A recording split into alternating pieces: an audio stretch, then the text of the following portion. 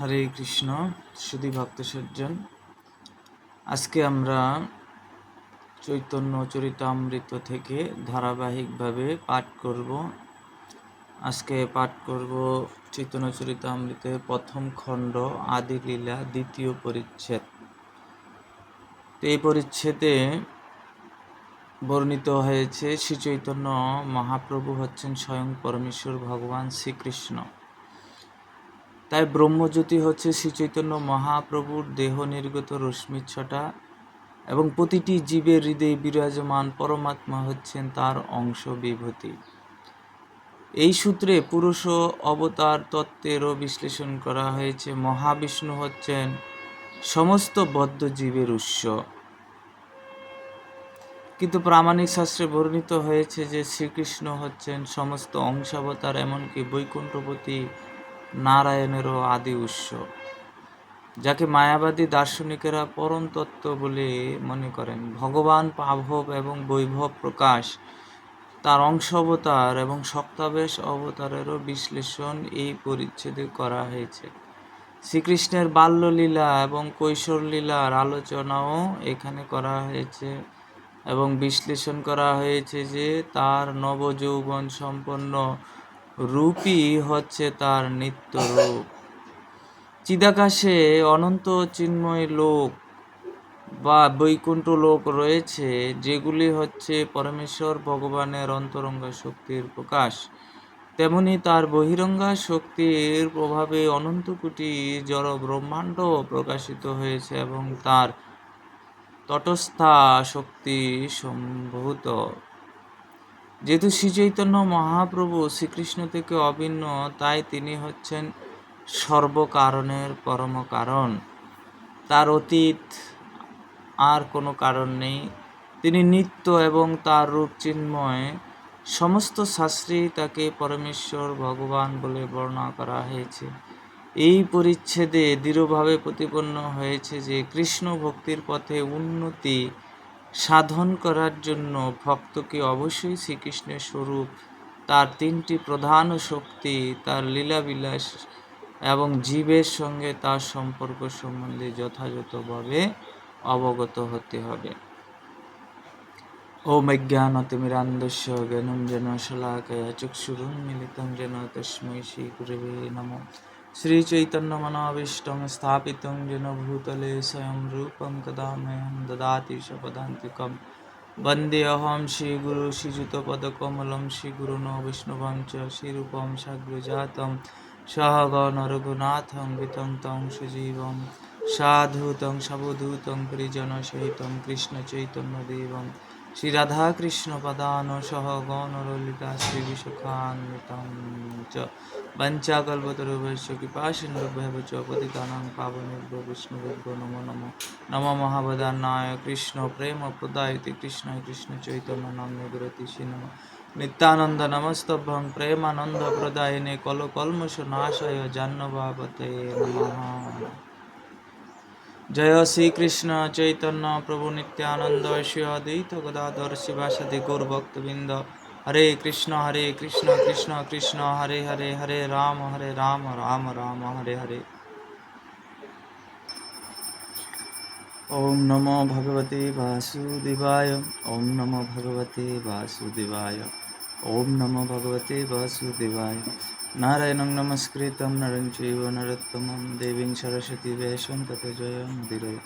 নষ্টপ্রায়েষু অভদ্রেষু নিত্যং ভাগবত সেবয়া ভাগবত উত্তম শ্লোকে ভক্তির্ভবতি নৈষ্ঠিকী। শ্রীগুরু দীনতারিণং শ্রীচৈতন্য ঈশ্বরং হরিঃ ওম তৎসৎ। হরে কৃষ্ণ।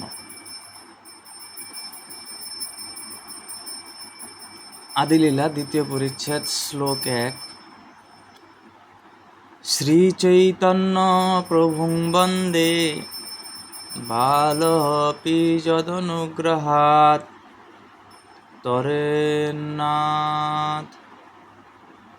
তরেৎনানামতগ্রাহব্যক্তং সিদ্ধান্ত সাগরাৎ। আমি শ্রীচৈতন্য মহাপ্রভুর বন্দনা করি, যার কৃপার প্রভাবে অনভিজ্ঞ শিশু বহু কুমিররূপ তত্ত্বে পূর্ণ সিদ্ধান্ত সাগর অনায়াসে অতিক্রম করতে পারে। শ্লোক 2। কৃষ্ণ কীর্তন গান নর্তন কলাপথোজনী ভ্রাজিতা সদ্ভক্তা বলি হংস চক্র মধুপ শ্রেণী বিহারাস্পদম করণানন্দে কলধ্বনির বহতু মে জিহ্বা মরু প্রাঙ্গণে শ্রীচৈতন্য দয়ানিধে তব লসদ লীলা সুধার সৌরধ্বনি। হে দয়ার সমুদ্র শ্রী চৈতন্য মহাপ্রভু, গঙ্গার অমৃতময় ধারা সদৃশ আপনার অপাকৃত লীলামৃত আমার মরুভূমি সদৃশ জিহ্বায় প্রবাহিত হোক।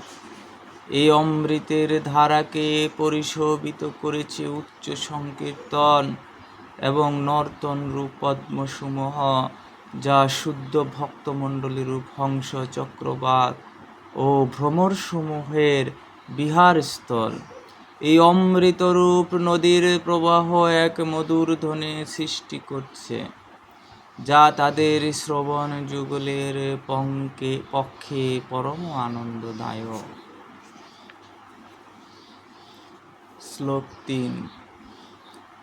জয় জয় শ্রী চৈতন্য জয় নিত্যানন্দ জয় দ্বৈত চন্দ্র জয় গৌর ভক্তবৃন্দ। তৃতীয় শ্লোকেরই অর্থ করি বিবরণ।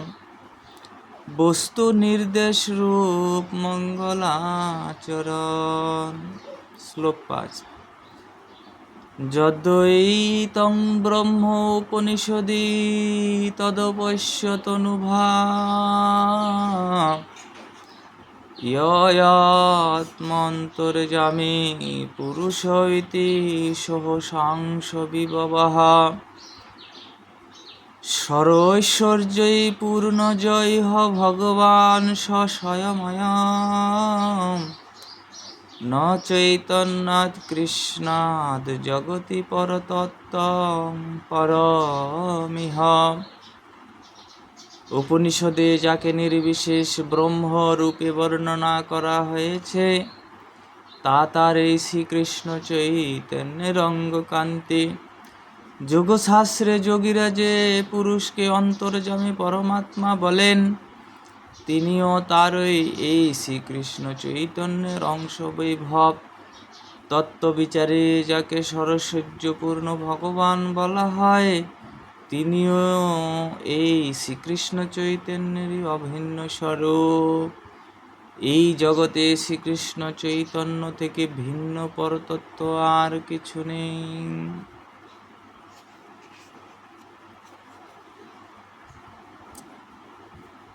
শ্লোক 6। ব্রহ্ম আত্মা ভগবান অনুবাদ 3 অঙ্গ প্রভা অংশ স্বরূপ 3 বিধেয় চিহ্ন।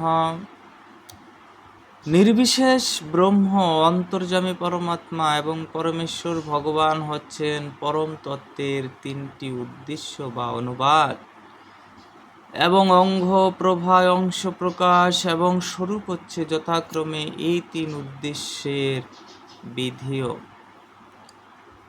অনুবাদ আগে পাচ্ছে বিধেয় স্থাপন।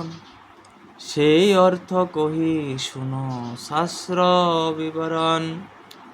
উদ্দেশ্য বা অনুবাদ পূর্বে আলোচিত হয় এবং বিধেয় থাকে তারপরে। এখন আমি শাস্ত্রের বিবরণ অনুসারে এই শ্লোকের অর্থ বিশ্লেষণ করব। দয়া করে আপনারা তা শ্রবণ করুন। স্বয়ং ভগবান কৃষ্ণ বিষ্ণু পরতত্ত্ব, পূর্ণজ্ঞান পূর্ণানন্দ পরম মহত্ত্ব। কৃষ্ণ হচ্ছেন স্বয়ং ভগবান। তিনি হচ্ছেন পরম বিষ্ণু তত্ত্ব এবং পূর্ণজ্ঞান ও পূর্ণানন্দ সমন্বিত পরম মহত্ব। নন্দসুত বলি যারে ভাগবতে গায়, সেই কৃষ্ণ অবতীর্ণ চৈতন্য গোসাই। নন্দ মহারাজের পুত্ররূপে শ্রীমদ্ ভাগবতে যার বর্ণনা করা হয়েছে, সেই শ্রীকৃষ্ণ এখন শ্রী চৈতন্য মহাপ্রভু গোসাই রূপে অবতীর্ণ হয়েছেন।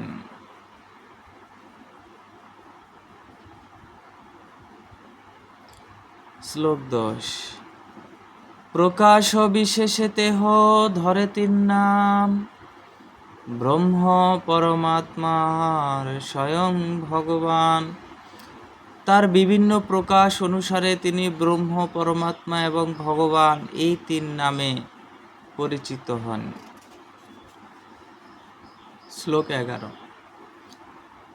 বদন্তি তত্তদ্বিদস্তত্ত্বং যজ্ঞানমদ্বয়ম, ব্রহ্মেতি পরমাত্মেতি ভগবানেতি শব্দতে। যা অদ্বয় জ্ঞান অর্থাৎ এক এবং অদ্বিতীয় বাস্তব বস্তু, তত্ত্বজ্ঞ পণ্ডিতেরা তাকেই পরমার্থ বলেন। সেই তত্ত্ববস্তু ব্রহ্ম, পরমাত্মা ও ভগবান এই তিন নামে অভিহিত হন। তাহার অঙ্গের শুদ্ধ কিরণমণ্ডল, উপনিষদ কহে তারে ব্রহ্ম স্বীয় নির্মল। উপনিষদ যাকে নির্বিশেষ ব্রহ্মরূপে অভিহিত করা হয়েছে, তা হচ্ছে সেই পরম পুরুষের অঙ্গ প্রভাব।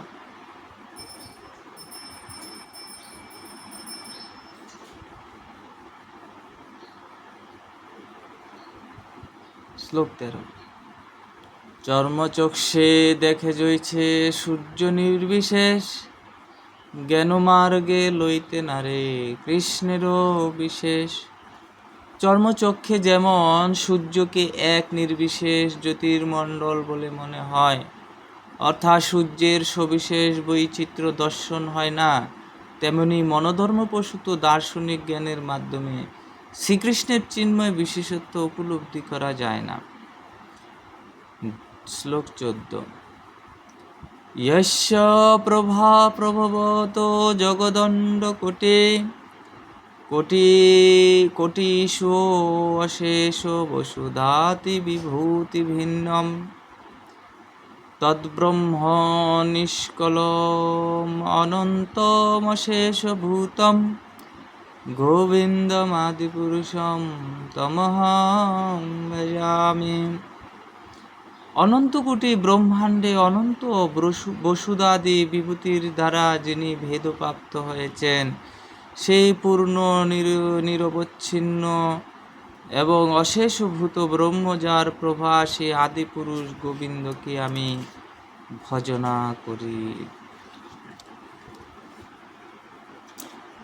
কোটি কোটি ব্রহ্মাণ্ডে যে ব্রহ্মের বিভূতি, সেই ব্রহ্ম গোবিন্দের হয় অঙ্গ কান্তি। যে নির্বিশেষ ব্রহ্মের বিভূতি কোটি কোটি ব্রহ্মাণ্ড জুড়ে পরিব্যাপ্ত, সেই ব্রহ্ম হচ্ছেন গোবিন্দের অঙ্গ কান্তি। সেই গোবিন্দ ভজি আমি তেহ মোর পতি, তাহার প্রসাদে মোর হয় সৃষ্টি শক্তি। আমি ব্রহ্মা গোবিন্দের ভজনা করি, তিনি আমার পতি, তার কৃপাতেই আমি ব্রহ্মাণ্ড সৃষ্টি করার শক্তি লাভ করেছি। শ্লোক 17।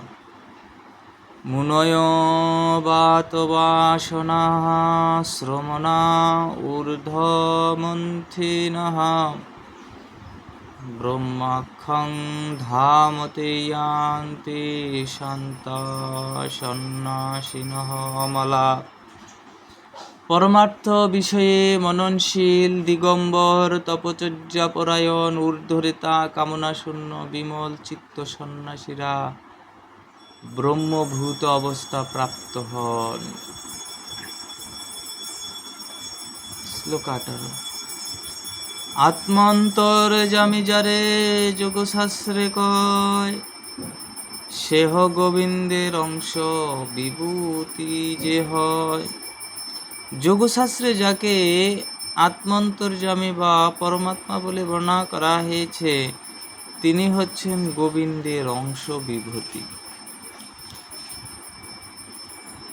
অনন্ত স্ফটিকে জইছে এক সূর্য ভাসে, তৈছে জীবে গোবিন্দের অংশ প্রকাশে।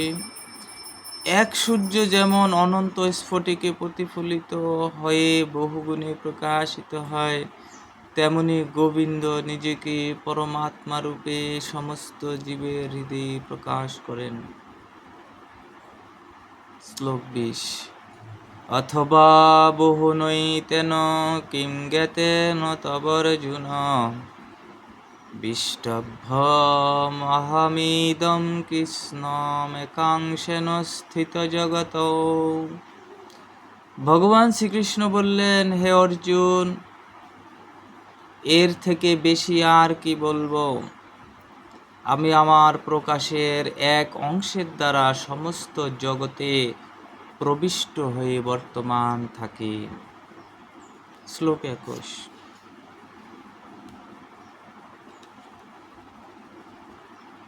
তম ইমম অহম অজম শরীরভাজম হৃদি হৃদি ধিষ্ঠতমাত্মকল্পিতনম।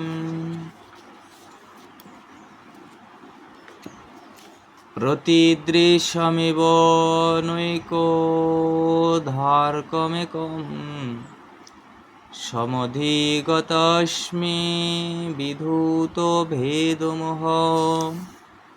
পিতামহ ভীষ্ম বললেন, একই সূর্য ভিন্ন ভিন্ন ঘট স্থিত জলে যেমন পৃথক পৃথক সূর্যরূপে দৃষ্ট হয়, তেমনি দেহধারী প্রতিটি জীবের হৃদয়ে এক পরমাত্মাকে পৃথক পৃথক তত্ত্ব বলে ভ্রম হয়। সেই ভেদমোহ পরিত্যাগ করে এক পরমাত্মাকে জন্মরহিত তোমার অংশ জেনে আমি তোমার শরণাগত হলাম। শ্লোক 22। সেই তো গোবিন্দ সাক্ষাৎ চৈতন্য গোসাই, জীবন নিস্তারিতে হইছে দয়ালু আর নাই। সেই গোবিন্দ স্বয়ং চৈতন্য মহাপ্রভু গোসাই রূপে আবির্ভূত হয়েছেন বদ্ধ জীবদের উদ্ধার করার জন্য। তার মতো এমন দয়ালু আর কেউ নেই। শ্লোক 23। পরব্রহ্মতে বৈশে নারায়ণ নাম, সরৈশ্বর্য পূর্ণ লক্ষ্মীকান্ত ভগবান। লক্ষ্মী দেবীর প্রতি শ্রী নারায়ণ পরব্রহ্ম বা চিৎজগতে অবস্থান করেন। তিনি ঐশ্বর্য, বল, শ্রী, জ্ঞান, যশ এবং বৈরাগ্য আদি 6টি ঐশ্বর্য পরিপূর্ণ। বেদ ভাগবত উপনিষদয়াগম পূর্ণ তত্ত্ব যারে কহে নাহি যার সম। ভক্তিযোগে ভক্ত পায় যাহার দর্শন, সূর্য যেন সবিগ্রহ দেখে দেবগণ। জ্ঞান যোগ মার্গে তারে ভজে যেই সব, ব্রহ্ম আত্মা রূপে তারে করে অনুভব। জ্ঞানমার্গে অথবা যোগমার্গে যারা তার ভজনা করে, তারা তাকে যথাক্রমে ব্রহ্মরূপে এবং পরমাত্মা রূপে উপলব্ধি করে। উপাসনা ভেদে জানি ঈশ্বর মহিমা, অতএব সূর্য তার দিয়ে তয় উপমা। এইভাবে বিভিন্ন উপাসনার মাধ্যমে ভিন্ন ভিন্ন ভাবে ভগবানের মহিমা হৃদয়ঙ্গম করা যায়। তাই তার সঙ্গে সূর্যের উপমা দেওয়া হয়েছে।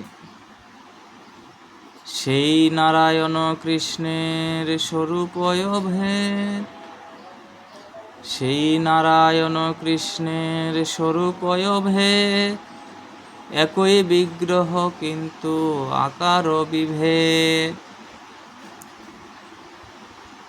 ইহ তদি বুঝতিহ ধরে চারি হাত, ইহ বেনু ধরে তিহ চক্রাদিক সাত।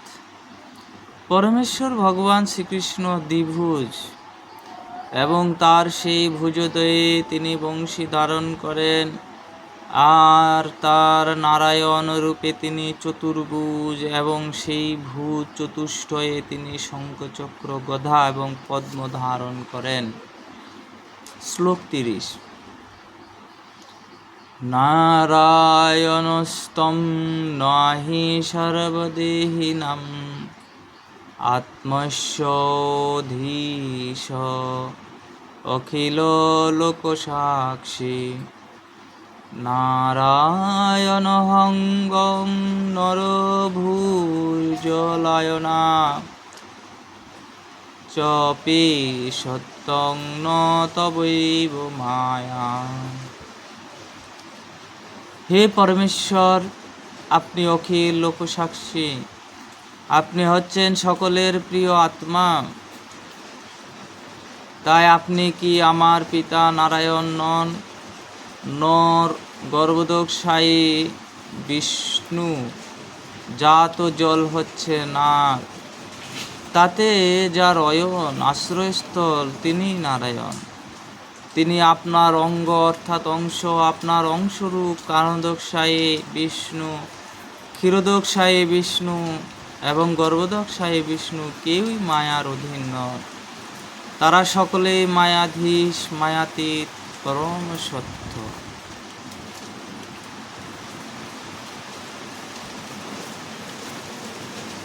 শ্লোক 31।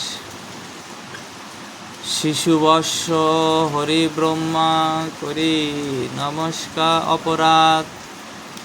শিশু বৎস হরি ব্রহ্মা করি অপরাধ, অপরাধ ক্ষমাইতে মাগেন প্রসাদ। শ্রীকৃষ্ণের খেলার সাথী এবং গোবৎসদের হরণ করে শ্রীকৃষ্ণের চরণে ব্রহ্মা অপরাধ করেছিলেন। তাই অপরাধ খণ্ডন করার জন্য তিনি ভগবানের কাছে কৃপা ভিক্ষা করেন। তোমার নাভি পদ্ম হইতে আমার জন্মোদয়, তুমি পিতা মাতা আমি তোমার তনয়। তোমার নাভিপদ্ম থেকে আমার জন্ম হয়েছে, তাই তুমি আমার পিতামাতা এবং আমি তোমার সন্তান। পিতামাতা বালকের নালয় অপরাধ, অপরাধ ক্ষম মোরে করহ প্রসাদ। পিতামাতা কখনো তাদের শিশু সন্তানের অপরাধ গ্রহণ করেন না। তাই আমি তোমার কাছে প্রার্থনা করছি, আমার প্রতি কৃপা পরবশ হয়ে আমার এই অপরাধ ক্ষমা করো। কৃষ্ণ কহেন, ব্রহ্মা তোমার পিতা নারায়ণ, আমি গোপ তুমি কইছে আমার নন্দন। শ্রীকৃষ্ণ বললেন, হে ব্রহ্মা, তোমার পিতা নারায়ণ, আমি একজন গোপ শিশু মাত্র, আর তুমি বলছো যে তুমি আমার পুত্র, সেটি কি করে সম্ভব? ব্রহ্মা বলেন, তুমি কি না হও নারায়ণ? তুমি নারায়ণ, শুনো তাহারও কারণ। ব্রহ্মা উত্তর দিলেন, তুমি কি নারায়ণ নও? তুমি যে নারায়ণ তার কারণ আমি বলছি, কৃপা করে শোনো। প্রাকৃত অপ্রাকৃত সৃষ্ট যত জীবরূপ, তাহার যে আত্মা তুমি মৌল স্বরূপ। প্রাকৃত এবং অপ্রাকৃত জগতে যত জীব রয়েছে তাদের সকলেরই আদি উৎস হচ্ছে তুমি, কেননা তুমি সকলের পরমাত্মা। শ্লোক 37। পৃথ্বী জয়ছে ঘটকুলের কারণ আশ্রয়, জীবের নিদান তুমি, তুমি সর্বাশ্রয়। পৃথিবী যেমন মাটি দিয়ে তৈরি সমস্ত পাত্রের মূল কারণ এবং আশ্রয়, তেমনি তুমিও হচ্ছে সমস্ত জীবের পরম কারণ এবং আশ্রয়। নার শব্দে কহে সর্বজীবে রজনীচয়, অয়ন শব্দেতে কহে তাহার আশ্রয়। নার শব্দে সমস্ত জীবকে বোঝানো হয় এবং অয়ন শব্দে তাদের আশ্রয়কে বোঝানো হয়। অতএব তুমি হও মূল নারায়ণ, এই এক হেতু শোনো দ্বিতীয় কারণ। তাই তুমি হচ্ছ মূল নারায়ণ, সেটি একটি কারণ। এখন কৃপা করে দ্বিতীয় কারণটি শোনো। জীবের ঈশ্বর পুরুষাদি অবতার, তাহা সভা হইতে তোমার ঐশ্বর্য অপার। পুরুষ অবতারেরা হচ্ছেন জীবের অব্যবহৃত ঈশ্বর, কিন্তু তোমার ঐশ্বর্য এবং শক্তি তাদের থেকে অধিক। অতএব অধীশ্বর তুমি সর্বপিতা, তোমার শক্তিতে তারা জগৎ রক্ষিতা। তাই তুমি হচ্ছ সকলের অধীশ্বর, সকলের পরম পিতা। তারা পুরুষ অবতারেরা তোমার শক্তিতে শক্তিমান হয়ে জগৎ পালন করেন। নারের অয়ন যাতে করহ পালন, অতএব হও তুমি মূল নারায়ণ। যেহেতু তুমি সমস্ত জীবের আশ্রয় এবং পুরুষ অবতারদের পালন করো, তাই তুমি হচ্ছ মূল নারায়ণ। শ্লোক 43। তৃতীয় কারণ শোনো শ্রী ভগবান, অনন্ত ব্রহ্মাণ্ড বহু বৈকুণ্ঠাদি ধাম। হে প্রভু, হে পরমেশ্বর ভগবান, দয়া করে আমার তৃতীয় কারণটি শ্রবণ করো। অনন্ত ব্রহ্মাণ্ড এবং বৈকুণ্ঠাদি ধাম রয়েছে।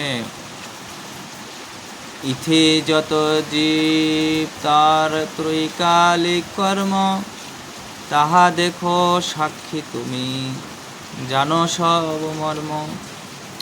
এই জড়জগৎ এবং চিৎজগতের সমস্ত জীবের অতীত, বর্তমান এবং ভবিষ্যতের সমস্ত কার্যকলাপ তুমি প্রত্যক্ষ করো। যেহেতু তুমি হচ্ছে সমস্ত কার্যকলাপের সাক্ষী, তাই তুমি সব কিছুর মর্ম জানো। তোমার দর্শনে সর্ব জগতেরও স্থিতি, তুমি না দেখিলে কারো নাহি স্থিতি গতি।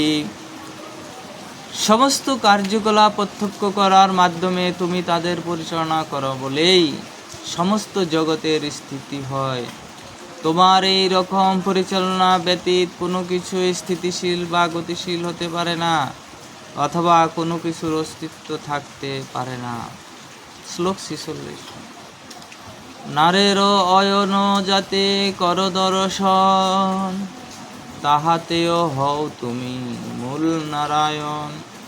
তুমি সমস্ত জীবের কার্যকলাপ দর্শন করো, সেই কারণেও তুমি হচ্ছ মূল নারায়ণ। কৃষ্ণ কহেন ব্রহ্মা তোমার না বুঝি বচন, জীব হৃদি জলে বৈশে সেই নারায়ণ। কৃষ্ণ বললেন, হে ব্রহ্মা, তুমি কি যে বলছো তা আমি বুঝতে পারছি না। শ্রী নারায়ণ হচ্ছেন তিনি, যিনি সমস্ত জীবের হৃদয়ে বিরাজ করেন এবং কারণ সমুদ্রের জলে শয়ন করেন। ব্রহ্মা কহে জলে জীবে যে নারায়ণ, সেসব তোমার অংশ এ সত্য বচন। ব্রহ্মা উত্তর দিলেন, আমি যা বলেছি তা সত্য। কারণ সমুদ্রের জলে এবং জীবের হৃদয়ে যে নারায়ণ বিরাজ করেন, তারা হচ্ছেন তোমার অংশ প্রকাশ। কারণাব্দে গর্ভদ ক্ষীরোদক সায়ে, মায়াদারে সৃষ্টি করে তাতে সব মাই। কারণদোষায়ী বিষ্ণু, গর্ভদোষায়ী বিষ্ণু এবং ক্ষীরোদোষায়ী বিষ্ণু মায়ার দ্বারা জগৎ সৃষ্টি করেন। সেই সূত্রে তারা মায়ার সঙ্গে সম্পর্কযুক্ত। সেই তিন জলাশয়ে সর্বন্তর্যামী, ব্রহ্মাণ্ড বৃন্দের আত্মা যে পুরুষ নামে জলে শয়নকারী সেই তিনজন পুরুষ হচ্ছেন সবকিছুর পরমাত্মা। প্রথম পুরুষ হচ্ছেন ব্রহ্মাণ্ড সমূহের পরমাত্মা, হিরণ্য গর্ভের আত্মা গর্ভোদকশায়ী, ব্যষ্টিজীব অন্তর্যামী ক্ষীরোদকশায়ী। সমষ্টিগত জীবের পরমাত্মা হচ্ছেন গর্ভোদকশায়ী বিষ্ণু এবং ব্যষ্টিজীবের পরমাত্মা হচ্ছেন ক্ষীরোদকশায়ী বিষ্ণু। শ্লোক 52। এসবার দর্শনেতে আছে মায়া গন্ধ, তুরীয় কৃষ্ণের নাহি মায়ার সম্বন্ধ। আপাত দৃষ্টিতে এই সমস্ত পুরুষদের সঙ্গে মায়ার সম্বন্ধ রয়েছে, কিন্তু শ্রীকৃষ্ণ হচ্ছেন মায়াতীত, তার সঙ্গে মায়ার কোনো সম্বন্ধ নেই। শ্লোক 53। বিরার হিরণ্য গর্ভস্য কারণম চ এতুপধায় ঈশস্য যন্ত্রীবিহীনম তুরীয়ং তৎ প্রচক্ষতে। এই জড় জগতে ভগবান বিরাট, হিরণ্যগর্ভ এবং কারণ, এই তিন মায়া সম্বন্ধীয় উপাধিযুক্ত, কিন্তু এই তিনটি উপাধির অতি চতুর্থ স্তরে ভগবানের যে চরম স্থিতি তাকে বলা হয় তুরীয়। যদ্যপি তিনের মায়া লইয়া ব্যবহার, তথাপি তদস্পর্শ নাহি সবে মায়া পার। যদিও এই তিনজন পুরুষাবতার মায়ার সঙ্গে সম্পর্কযুক্ত, তবুও মায়া তাদের স্পর্শ করতে পারে না, কেননা তারা সকলেই মায়ার অতীত। এতদীশনম ঈশস্য প্রকৃতিঃ স্থাহপি তদ্গুণৈ, ন যুজ্যতে সদাত্মস্থৈর্যতা বুদ্ধিস্তদাশ্রয়া। এটি হচ্ছে ভগবানের ঐশ্বর্য। জড় প্রকৃতিতে অবস্থান করলেও তিনি কখনোই জড় প্রকৃতির গুণের দ্বারা প্রভাবিত হন না। তেমনি যারা তাঁর শ্রীপাদপদ্মে সর্বতোভাবে আত্মসমর্পণ করে তাদের বুদ্ধিকে তাঁর উপর নিবদ্ধ করেছেন, তারাও কখনো জড় প্রকৃতির গুণের দ্বারা প্রভাবিত হন না। শ্লোক 56। সেই তিনজনের তুমি পরময় আশ্রয়, তুমি মূল নারায়ণ, ইথে কি সংশয়। তুমি হচ্ছ সেই তিন পুরুষাবতারের পরম আশ্রয়, সুতরাং তুমি যে মূল নারায়ণ সে বিষয়ে কোনো সন্দেহ নেই। সেই তিনের অংশী পরব্রহ্ম নারায়ণ, দেহ তোমার বিলাস, তুমি মূল নারায়ণ। এই তিন পুরুষ অবতারের স্রষ্টা হচ্ছেন চিদাকাশে নিত্য বিরাজমান নারায়ণ, যিনি হচ্ছেন তোমার বিলাস বিগ্রহ, তাই তুমি হচ্ছ মূল নারায়ণ। অতএব ব্রহ্মবাক্যে পরব্রহ্ম নারায়ণ, দেহ কৃষ্ণের বিলাস সেই তত্ত্ব বিবরণ। সুতরাং ব্রহ্মার বিচার অনুসারে চিদাকাশে নিত্য অধিষ্ঠিত নারায়ণ হচ্ছেন পরমেশ্বর ভগবান শ্রীকৃষ্ণের বিলাস বিগ্রহ। এই বিষয়টি স্পষ্টভাবে প্রতিপাদিত হয়েছে। শ্লোক 59।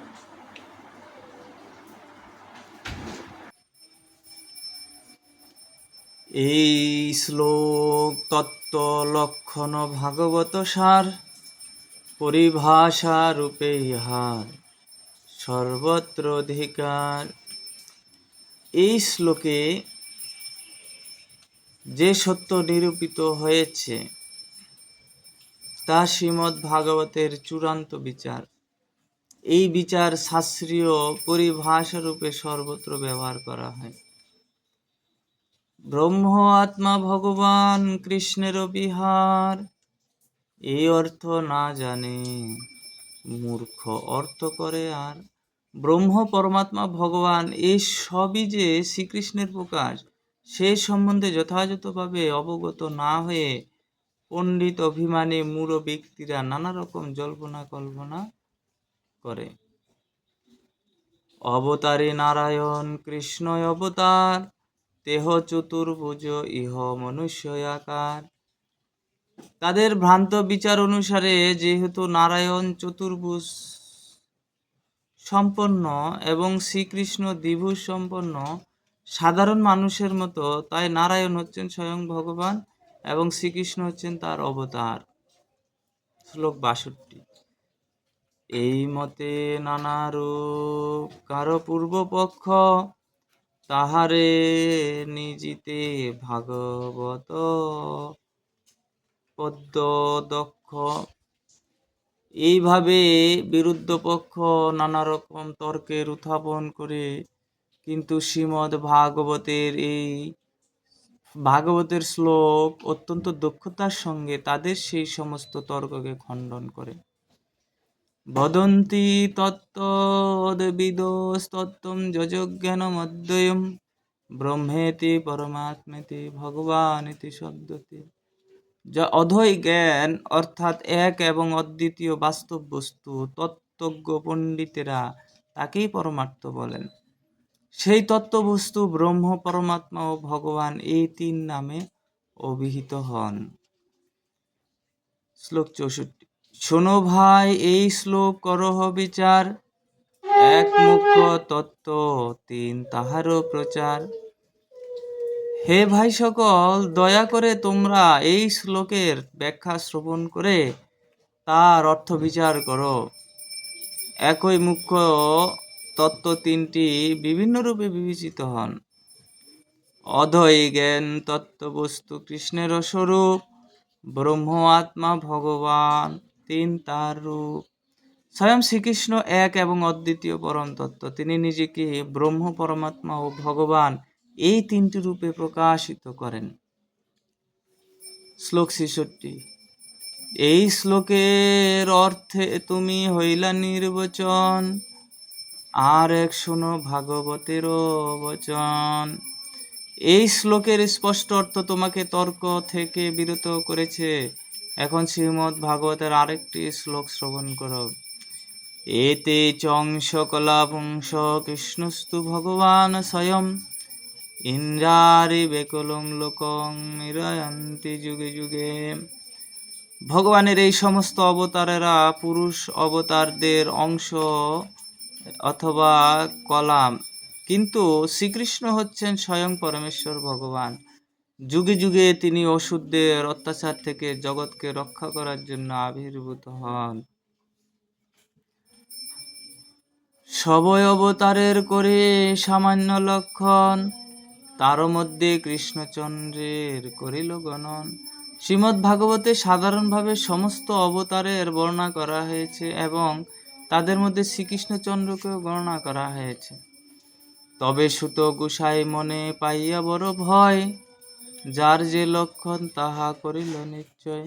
ছিল সুত গোস্বামী তখন মনে বড় ভয় পেলেন, তাই তিনি প্রতিটি অবতারের বিশেষ বিশেষ লক্ষণ বিস্তৃতভাবে বর্ণনা করলেন। অবতার পুরুষের কলায় অংশ, স্বয়ং ভগবান কৃষ্ণ সর্ব অবতংশ। ভগবানের সমস্ত অবতারেরা হচ্ছেন পুরুষ অবতারদের অংশ এবং কলা, কিন্তু আদি পুরুষ হচ্ছেন শ্রীকৃষ্ণ, তিনি স্বয়ং ভগবান এবং সমস্ত অবতারের অবতারী। পূর্ববক্ষ কহে তোমার ভালো তো ব্যাখ্যান, পরব্রহ্ম নারায়ণ স্বয়ং ভগবান।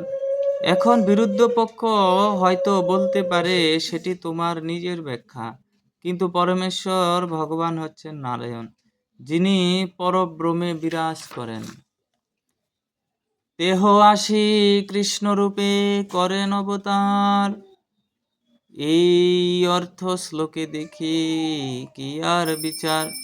তিনি নারায়ণ শ্রীকৃষ্ণ রূপ অবতরণ করেন। আমার মতে সেটি হচ্ছে এই শ্লোকের প্রকৃত অর্থ। সুতরাং অন্য আর কোনো বিচারের প্রয়োজন নেই। তারে কহে কেনে কর কুতর্ক অনুমান, শাস্ত্র বিরুদ্ধার্থ কবু না হয় প্রমাণ। এই ধরনের ভ্রান্ত ব্যাখ্যাকারদের আমরা বলি, কেন এইভাবে কুতর্ক করছো? শাস্ত্র বিরুদ্ধ অর্থ কখনো প্রমাণ বলে গ্রহণ করা হয় না। অনুবাদ মনুক্তা তু ন বিদেয় মুদিরয়েৎ, ন হেলব্ধস্পদম কিঞ্চিৎ কুত্রচিৎ প্রতিতিষ্ঠতি। উদ্দেশ্যের আগে বিধিও উল্লেখ করা উচিত নয়, কেননা তার ফলে সেই বাক্যের আশ্রয় থাকে না এবং তাই তার প্রতিষ্ঠা হয় না। শ্লোক ৭৫। অনুবাদ না কহিয়া না কহি বিদেয়, আগে অনুবাদ কহি পশ্চাৎ বিদেয়। অনুবাদ বা উদ্দেশ্যের উল্লেখ না করে বিধির উল্লেখ করা হয় না, তাই আগে উদ্দেশ্যের উল্লেখ করে তারপর বিধির সম্বন্ধে বলা হয়। বিধেয় কহিয়ে তারে যে বস্তু অজ্ঞাত, অনুবাদ কহি তারে যে হয় জ্ঞাত। পাঠকের কাছে বাক্যের যে অংশ অজ্ঞাত তাকে বলা হয় বিধেয়, এবং যে অংশ জ্ঞাত তাকে বলা হয় অনুবাদ।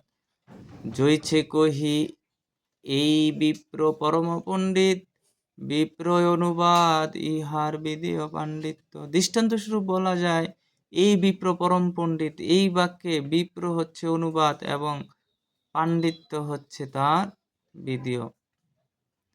হরে কৃষ্ণ। আজকে আমরা ৭৭ নং শ্লোক পর্যন্ত আমরা আস্বাদন করলাম। পরবর্তীতে আমরা ৭৮ থেকে ১২১ নং শ্লোক পর্যন্ত আমরা আস্বাদন করব। তো আজকে এখানেই আমরা শ্রী চৈতন্য চরিতামৃতে প্রথম খণ্ড আদি লীলা দ্বিতীয় পরিচ্ছেদ এই অংশ প্রথম পাঠ আমরা বিশ্রাম রাখছি। সবাইকে অসংখ্য ধন্যবাদ। হরে কৃষ্ণ।